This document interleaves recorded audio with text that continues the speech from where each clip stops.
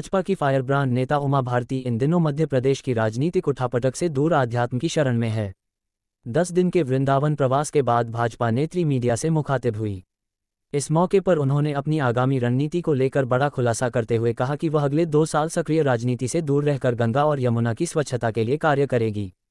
यहाँ बताते चलें कि साध्वी बीते 10 दिनों से प्राचीन कात्यायनी मंदिर में रहकर गुप्त नवरात्रि पर्व पर शतचंडी महायज्ञ अनुष्ठान में सहभागिता कर रही थी।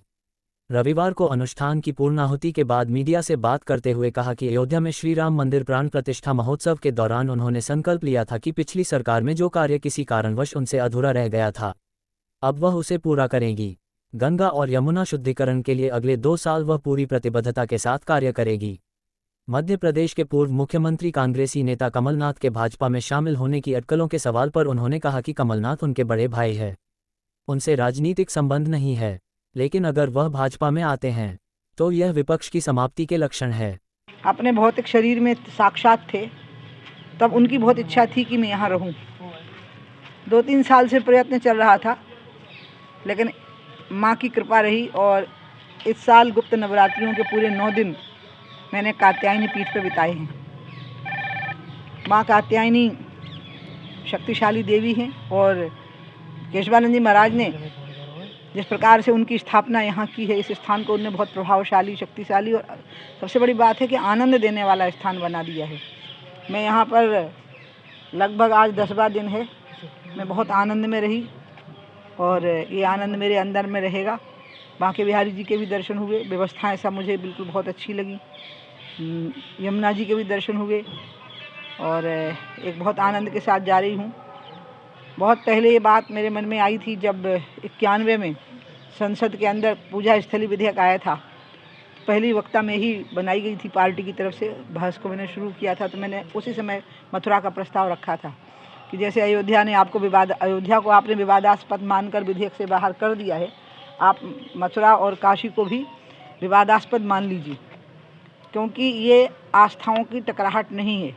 ये कृष्ण की जन्मस्थली है और वो 12 ज्योतिर्लिंगों में से सबसे महत्वपूर्ण ज्योतिर्लिंग है। वो बात काश की उस समय मान ली गई होती और तीनों स्थान पूजा स्थली विधेयक से अलग कर दिए गए होते, क्योंकि अयोध्या में तो ढांचा गिरने के बाद, खुदाई के बाद प्रमाण मिले हैं। मथुरा और काशी में तो ढांचा गिराए बिना ही प्रमाण मिल रहे हैं और मुस्लिम समाज बड़ी शांति से इसको स्वीकार करेगा।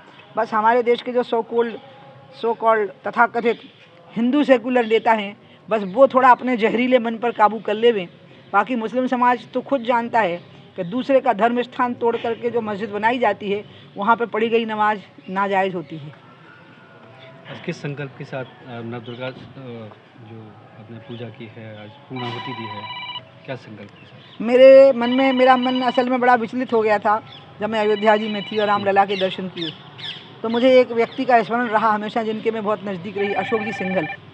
अशोक जी सिंघल के दृढ़ निश्चय के कारण ही, भले ही वो आज इस दुनिया में नहीं है, लेकिन उनके संकल्प की दृढ़ता से ही अंत में रामलला जी का प्राण प्रतिष्ठा का कार्यक्रम हुआ। तो मुझे लगा कि मुझे गंगा का काम सौंपा गया था, उसमें भी लंबा समय लगा था राम मंदिर आंदोलन में।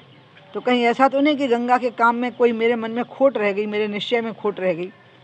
तो मैंने वहीं बैठ के तय कर लिया कि 2 साल अब मुझे गंगा जी का काम करना है, और गंगा जी का काम करते हुए पार्टी यदि कोई जिम्मेवारी देगी तो मैं ले सकती हूँ, वो भी संगठन में।